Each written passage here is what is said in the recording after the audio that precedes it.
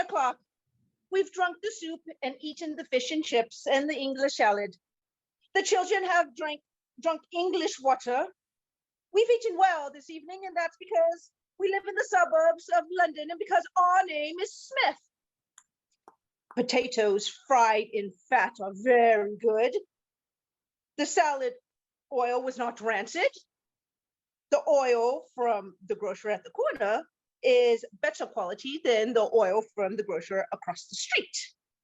It is even better than the oil from the grocer at the bottom of the street. However, the oil from the grocer at the corner is still the best. Miss Parker knows a Romanian grocer by the name of Popescu Rosenfield, who has just come down from Constantinople. He's a great specialist in yogurt. He has a diploma from the School of Yogurt Making in Adrianople. Tomorrow, I shall buy a large pot of native Romanian yogurt for him. One doesn't find such things here in the suburbs of London. Yogurt is excellent for the stomach, the kidneys, the appendicitis, and apotheosis. It was Dr. Mackenzie King who told me that. He's the one who takes care of the children of our neighbors, the Johns. He's a good doctor.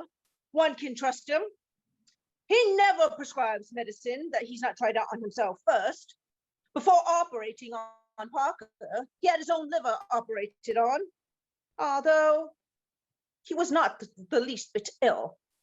But how does it happen that the doctor pulled through while Parker died? Because the operation was successful in the doctor's case and it was not in Parker's. Then Mackenzie's not a good doctor. The operation should have succeeded for both of them, or else both should have died. Why? A conscientious doctor must die with the patient if they can't get well together. The captain of a ship goes down with his ship into the briny deep. He does not survive alone. One cannot compare a patient with a ship. Why not? A ship has its diseases too. Moreover, your doctor is as hale as a ship. That's why he should have perished at the same time as his patient, like the captain in his ship. Ah, I hadn't thought of that. Perhaps it is true. And then, what conclusion do you draw from this? All doctors are quacks, and all patients too. Only the Royal Navy is honest in England. Oh, but not sailors. Naturally. Here's a thing I don't understand. In the newspaper, they always give the age of deceased persons, but never the age of the newly born. That doesn't make sense. I never thought of that. Oh, it says here that Bobby Watson died. My God! The poor man, when did he die? Why do you pretend to be astonished? You know very well he's been dead these past 2 years. Surely you remember we attended his funeral a year and a half ago. Oh, yes, of course, I do remember. I remember it right away. But I don't understand why you, yourself, find it surprising to see it in the paper. It wasn't in the paper. It's been 3 years since his death was announced. I remembered it through an association of ideas. Oh, what's a pity. He was so well preserved. He was the handsomest corpse in Great Britain. He didn't look his age, poor Bobby. He'd been dead for 4 years, but he was still warm. A veritable living corpse. And how cheerful he was. Poor Bobby. Which poor Bobby do you mean? It is his wife that I mean. She's called Bobby too. Bobby Watson. Since they both had the same name, you could never tell one from the other when you saw them together. It was only after his death that you could really tell which was which. And there are still people today who confuse her with the deceased and offer their condolences to him. Do you know her? I only met her once, by chance, at Bobby's burial. I've never seen her. Is she pretty? She has regular features, and yet one cannot say that she is pretty. She's too big and stout. Oh. She has not regular features, but yet one can say she's very pretty. She's very thin and small. She's a voice teacher. Ah, and when do they plan to be married, those two? Next spring at the latest. Oh, we shall have to go to the wedding, I suppose. We shall have to give them a wedding present. I wonder what. Why don't we give them one of the 7 silver salvers that was given to us on our wedding and has been no use to us? How sad for her to be left a widow so young. Fortunately, they had no children. That was all they needed. Children. How could she have managed? She's still young. She may very well remarry. She looks so well in mourning. But who would take care of the children? You know very well that they have a boy and a girl. What are their names? Bobby and Bobby, like their parents. Bobby Watson's uncle, old Bobby Watson, is very fond of the boy, and he's a rich man, so I assume he'll pay for his education. Oh, that would be proper. And Bobby Watson's aunt, old Bobby Watson, might very well, in her turn, pay for the education of Bobby Watson's daughter. That way, Bobby Watson's mother, could remarry. Has she anyone in mind? Yes, a cousin of Bobby Watson's. Who? Bobby Watson? Which Bobby Watson do you mean? Why, Bobby Watson, the son of old Bobby Watson, the late Bobby Watson's other uncle. No, it's not that one. It's someone else. It's Bobby Watson, the son of old Bobby Watson, the late Bobby Watson's aunt. Are you referring to Bobby Watson, the commercial traveler? All Bobby Watsons are commercial travelers. Oh, what's a difficult trade? However, they do well at it. Yes, when there's no competition. And when is there no competition? On Tuesdays, Thursdays, and Tuesdays. Oh, all 3 days. And what does Bobby Watson do on those days? He rests. He sleeps. But why doesn't he work those 3 days if there's no competition? I don't know everything. I can't answer all of your idiotic questions. Oh, are you trying to humiliate me? You know very well I'm not. Men are all alike. You sit there all day long, a cigarette in your mouth, or you powder your nose and rouge your lips 50 times a day, or else you drink like a fish. But what would you say if men started acting like women do? Smoking all day, powdering, rouging their lips, drinking whiskey. It's nothing to me, but if you're only saying that to annoy me, I don't care for that kind of joking, and you know that very well. Oh, my little ducky daddles. You know I was just joking. What a ridiculous pair of old lovers we are. Come, let's turn out the lights and go bye-byes. I'm the maid. I spent a very pleasant afternoon. I've been to the cinema with a man, and I've seen a film with some woman. Oh, and after the cinema, we drank some brandy and milk and read the newspaper. I hope that you spent a pleasant afternoon, that you went to the cinema with the man, and that you drank some brandy and milk.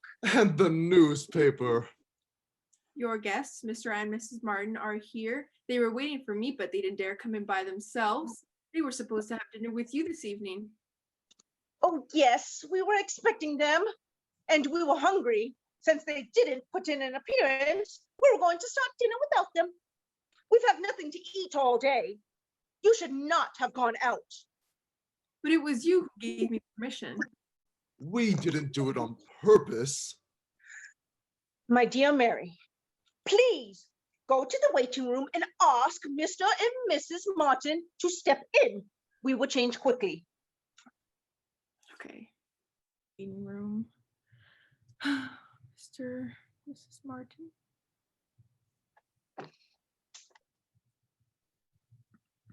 All right. Why have you come so late? You're not very polite. People should be punctual. Do you understand? But sit down there anyways and wait now that you're here.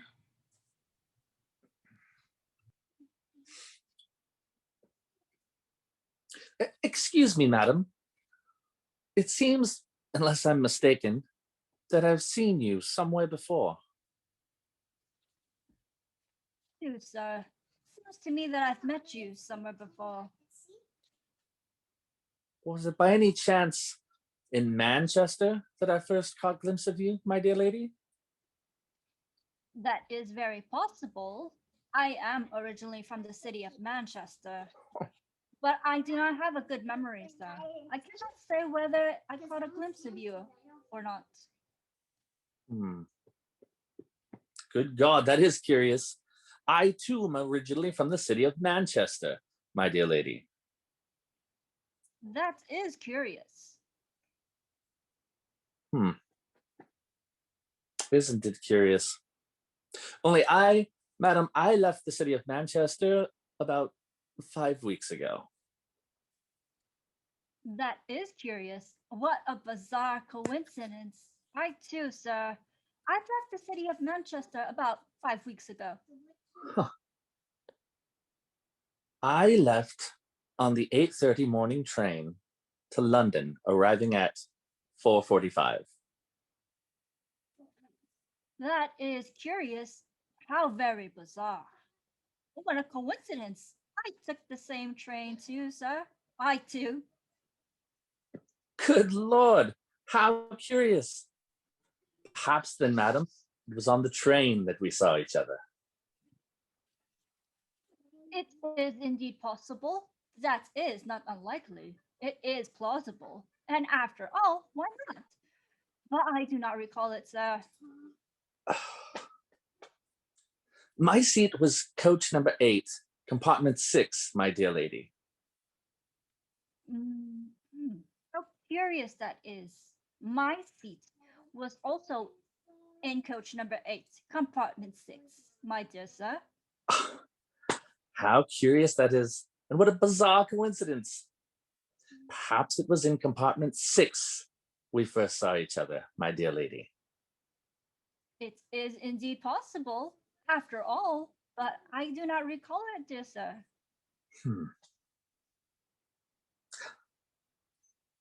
To tell the truth, my dear lady, I do not remember it either. However, it is possible that we saw each other on that occasion. It is true, but I am not all sure of it, sir. Dear madam, was it not you who asked me to place her luggage in the storage compartment, and who thanked me, and who gave me permission to smoke? But of course, that must have been I, sir. How curious it is. How curious it is, and what a coincidence. However, I do not believe that I recall it. Nor do I, madam. Since coming to London, I have resided at Bromfield Street, my dear lady. How curious that is. How bizarre. I too, since coming to London, I have resided in Bromfield Street, my dear sir. How curious that is. Well then. Perhaps we have seen each other on Bromfield Street, my dear lady. Do not recall it, my dear sir. I reside at number 19, my dear lady. How curious that is. How to reside on number 19, my dear sir. Well then. Perhaps we have seen each other in that very house, my dear lady. It is indeed possible, but I do not recall it, dear sir. My flat is on the 5th floor, number 8, my dear lady. Good Lord, how bizarre. I too reside on the 5th floor in flat number 8, dear sir.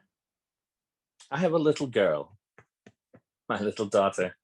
She lives with me, dear lady. She's 2 years old. She has one white eye and one red eye. She's very pretty. Her name is Alice, my dear lady. Well, what a bizarre coincidence. I too have a little girl. She is 2 years old, has a white eye and a red eye, and her name is Alice too, dear sir. Then, dear lady, I believe there can be no doubt about it. We have seen each other before. And you, my very own wife, Elizabeth, I have found you again. Darnold, it's you, darling. Elizabeth and Donald are now too happy to be able to hear me. I can therefore let you in on a secret. Elizabeth is not Elizabeth, and Donald is not Donald, and here's the proof. The child that Donald spoke of is not Elizabeth's daughter. They're not the same person. Donald's daughter has one white eye and one red eye like Elizabeth's daughter, whereas Donald's child has a white right eye and a red left eye. Elizabeth's child has a red right eye and a white left eye. Thus, all of Donald's systems of deduction collapse. When it comes up against his last obstacle, that destroys his whole theory. But in spite of the extraordinary coincidences, which seem to be definitive proofs, Donald and Elizabeth, not being the parents of the same child, of course, are not Donald and Elizabeth. It is in vain that she thinks she is Elizabeth, and it is in vain that he thinks he is Donald, though they are sadly deceived. But who is the true Donald and who is the true Elizabeth? Who has any interest in prolonging this confusion? I don't know. Let's try not to know. Let's leave things as they are. My real name is Sherlock Holmes. Darling, let's forget all that has not passed between us. And now that we have found each other again, let us not lose each other and live as before. Yes, darling.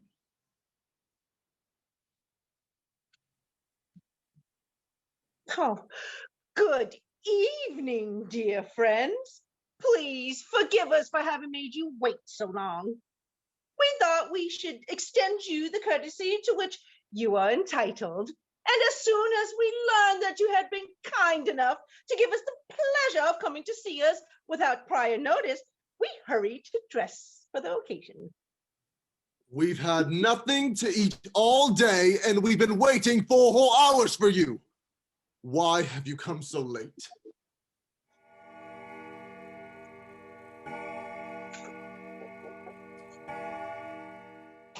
Hmm. Hmm. Hmm, hmm, hmm. Hmm. Hmm. Hmm. Hmm. Oh, but definitely.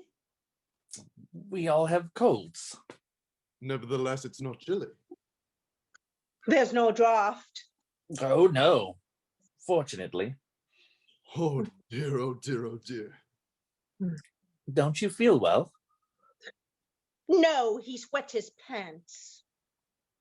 Oh, sir, George, you shouldn't. The heart is ageless. That's true. So they say.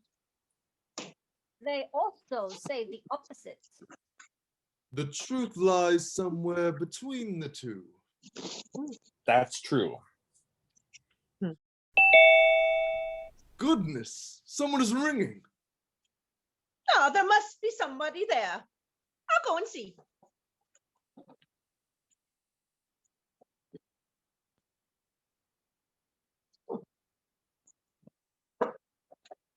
Nobody. I'm going to give you another example. Goodness, someone is ringing. There must be somebody there. I'll go and see.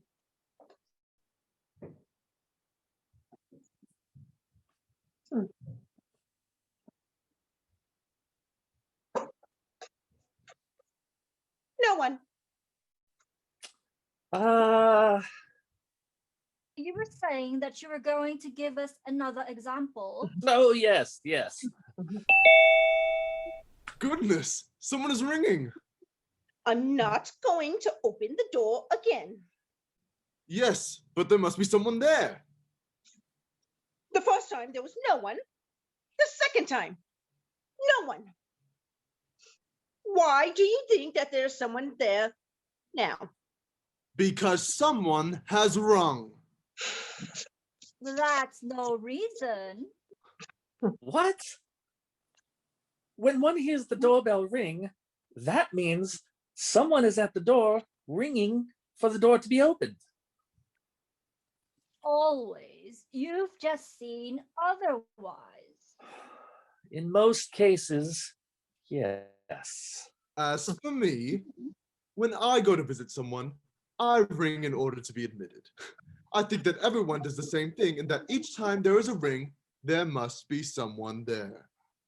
That is true in theory, but in reality, things happen differently. You have just seen otherwise.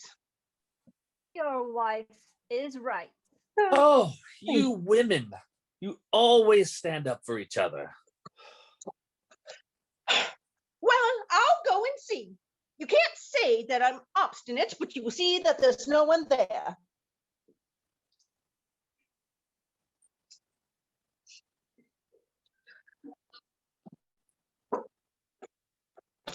You see, there's no one there. Oh, these men who always think that they're right who are always wrong. Goodness, someone is ringing. There must be someone No, there. don't send me to see the doorbell again. You've seen it, that it was useless. Experience teaches us that when one rings the doorbell, it is because there is never anyone there. Never. That's not entirely accurate. In fact, it's false. When one hears the doorbell, it is because someone is there. He won't admit he's wrong.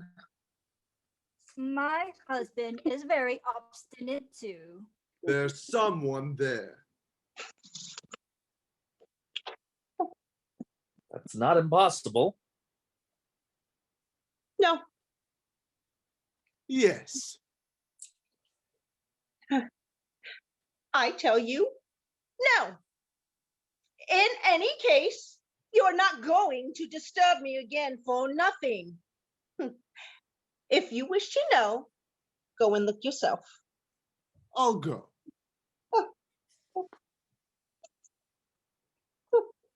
Oh, how do you do?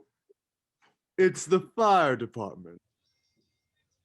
Good evening, ladies and gentlemen. Good evening, Mrs. Smith. You appear to be angry. Oh, You see, my wife is a little chagrined at having been proved wrong. You see, there's been a bit of an argument between Mr. and Mrs. Smith, Mr. Fire Chief. this is no business of yours. I beg you not to involve outsiders in our family arguments. Oh, it's not so serious. The fire chief is a family friend. His mother courted me, and I knew his father. He asked for my daughter's hand in marriage if I ever were to have one. He died waiting. That's not his fault, nor yours. Well, what is it all about? My husband was claiming, No, it was you who was claiming. Yes, it was she. No, it was he. Well, don't get too excited. You tell me, Mrs. Smith. this is how it was. It is difficult for me to speak openly to you, but a fireman is also a confessor. Well then, We were arguing because my husband said that each time the doorbell rings, there is always someone there. It is plausible. And I was saying that each time the doorbell rings, there's never anyone there. It might seem strange. But it has been proved, not by theoretical demonstrations, but by facts. That's false. Since the fire department is here, they rang the bell, I answered the door, and there they were. When? But just now. Yes, but it was only when you heard the doorbell ring for the fourth time that there was someone there. And the fourth time does not count. Never. It is only the first 3 times that count. Mr. Fire Chief, permit me in my turn to ask you several. Go right ahead. Go right ahead. When I opened the door and saw you, it was really you who had rung the door? Yes, it was us. You rang the door in order to be admitted? I do not deny it. You see, I was right. When you hear someone ring, it is because someone rang. You certainly cannot say that the fire chief is not someone. No, certainly not. I repeat to you that I was speaking only of the first 3 times, because the fourth time does not count. And when the doorbell rang the first time, was it you? No, it was not I. Nor I. You see, when the doorbell rang, there was no one there. Perhaps it was someone else. Were you standing at the door for a long time? 3/4 of an hour. And you saw no one?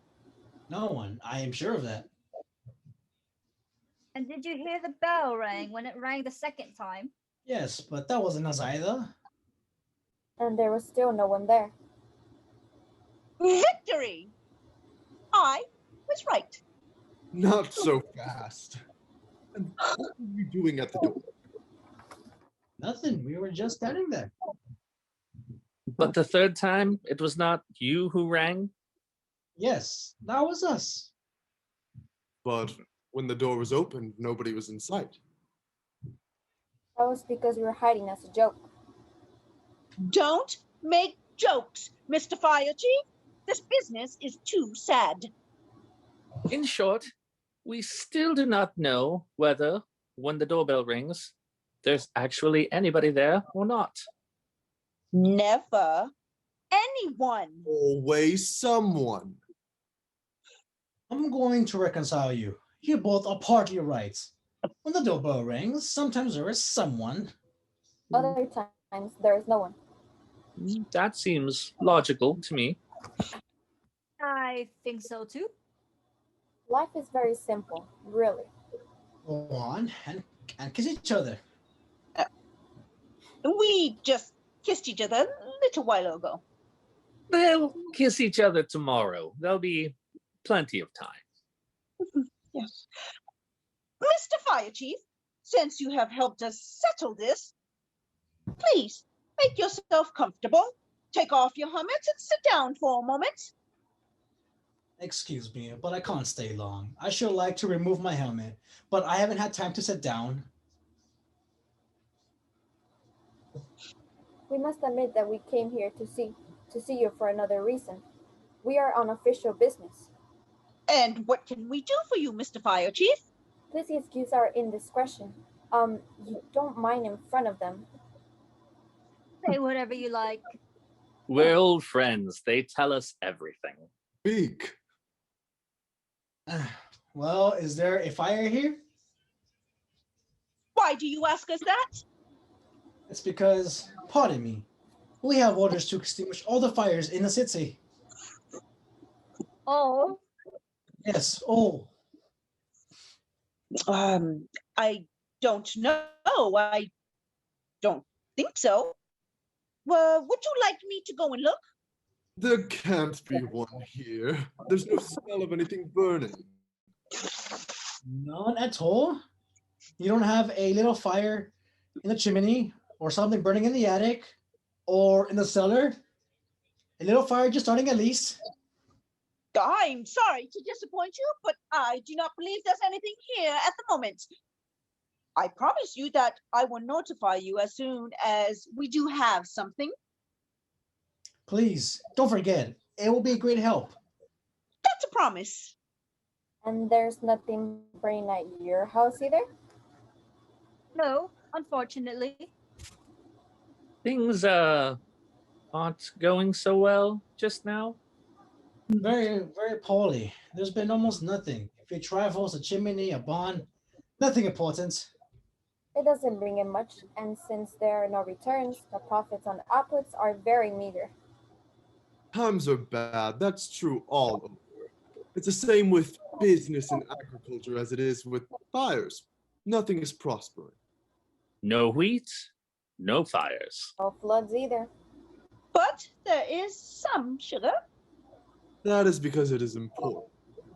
Or in the case of fires, the tariffs are too high.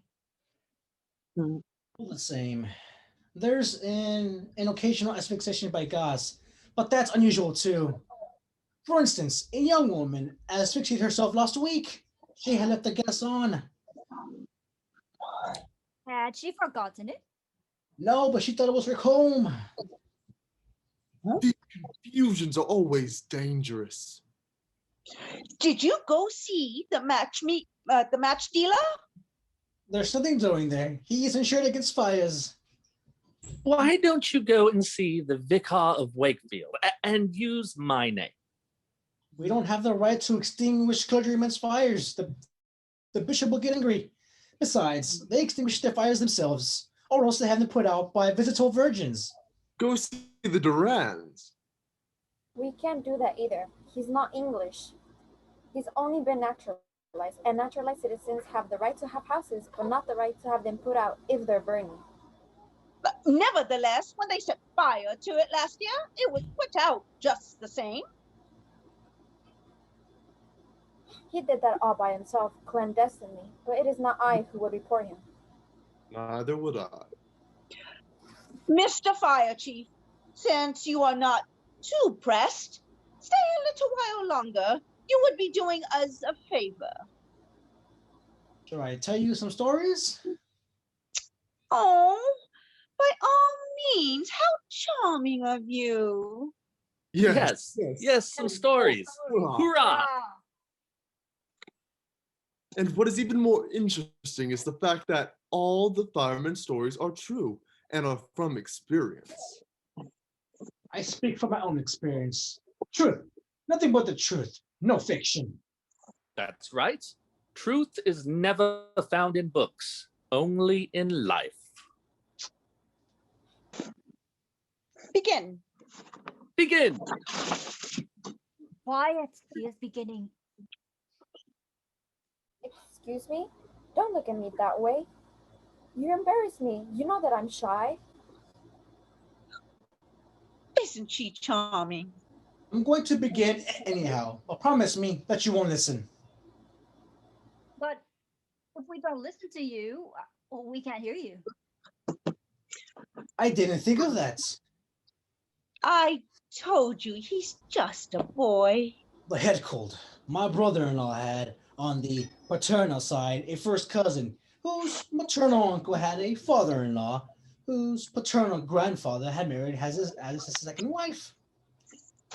The daughter of the former country doctor was himself a foster brother of the son of a forester. Himself was a natural son of another country doctor, married 3 times in a row.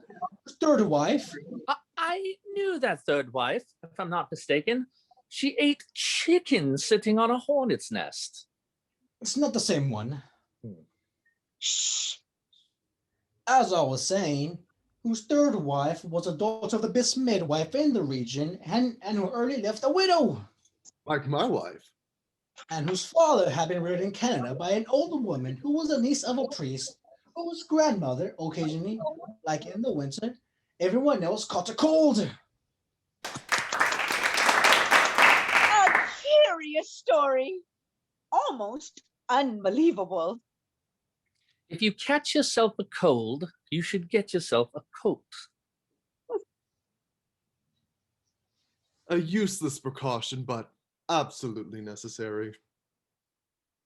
Excuse me, Mr. Fire Chief, but I think I follow your story very well. And at the end, when we got to the grandmother of the priest, I got mixed up. One always gets mixed up in the hands of a priest. Hmm. Oh, yes, Mr. Fire Chief. Begin again. Everyone wants to hear. I don't know whether I'll be able to. I'm on official business. It depends on what time it is. No, we don't have the time here. Madam, sir, What do you want? What have you come in here for? I hope Madam and sir will excuse me, and these ladies and gentlemen too. I would like to tell a story myself. What did she say? I believe that our friend's maid is going crazy. She wants to tell us a story too. Who does she think she is? Why are you butting in? This is really uncalled for, Mary. Oh, but is she? Incredible. Incredible here. What does this all mean? You know each other? And how? So glad to see you again. At last. This is too much. Here, in our home, in the suburbs of London. It was she who extinguished my first fires. I'm your little fire hose. In that case, dear friends, these emotions are understandable, human, honorable. All that is human is honorable. Even so, I don't like to see it here among us. She's not been properly brought up. Oh, you have too many prejudice. What I think is that a maid, after all, even though it's none of my business, is never anything but a maid. Even if she sometimes can be a rather good detective. We should go. Don't be upset. They're not so bad, really.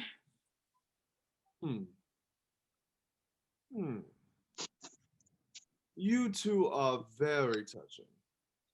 But at the same time, a little. Yes, that's exactly the word. Yes. There's a native British modesty, forgive me for attempting yet again to define my thought, not understood by foreigners, even by specialists, thanks to which I may thus express myself, of course. I don't mean to refer to you. I was going to tell you. Don't tell us anything. Oh, yeah. Go, my little Mary, go quietly to the kitchen and read your poems before the mirror.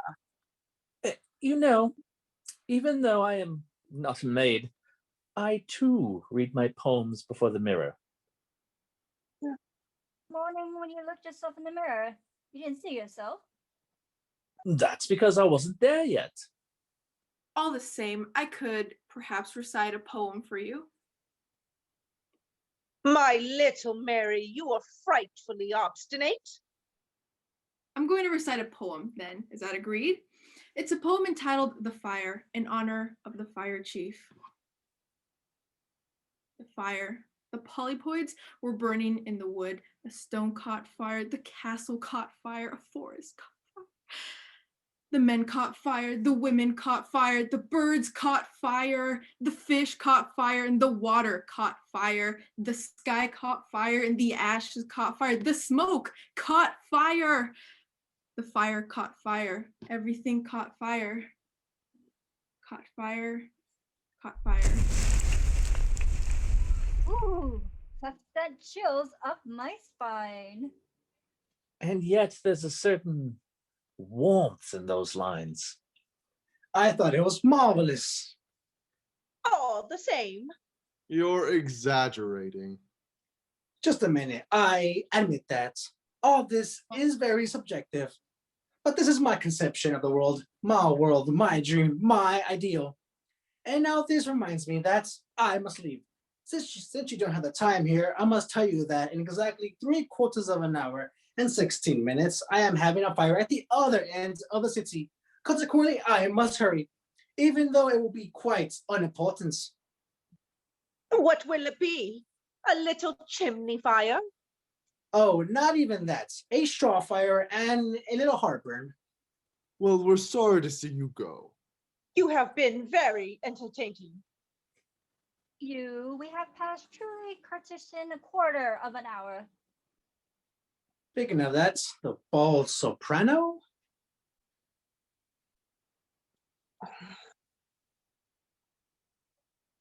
She always wears her hair in the same style. Ah, then goodbye, ladies and gentlemen. Good luck and good fire. Let's hope so for everybody. Mice have lice. Lice haven't mice.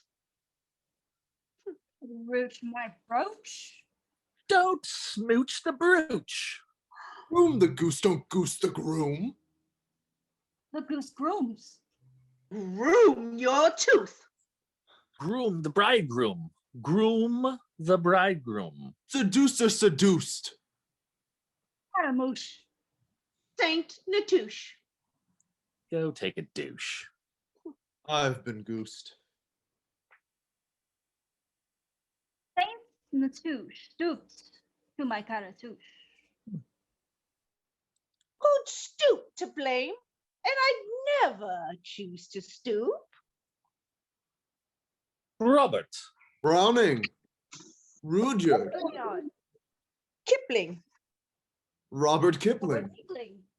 Rudyard Browning. Browning. Silly gobble gobblers. Silly gobble gobblers.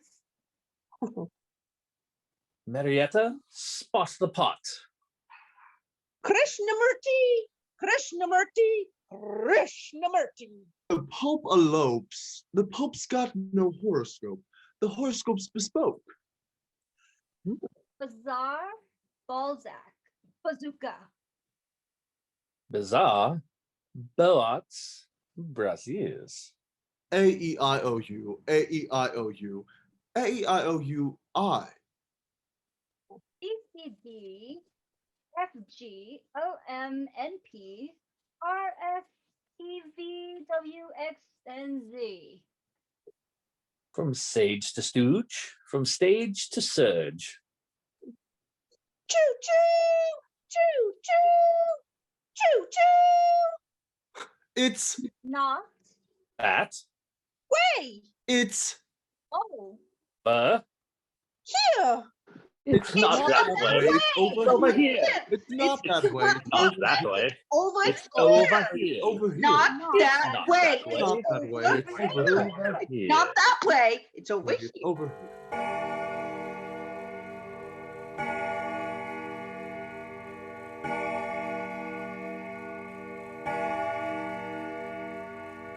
There. 9 o'clock. We've drunk the soup and eaten fish and chips and the English salad. The children have drank the English water and we've eaten very well this evening.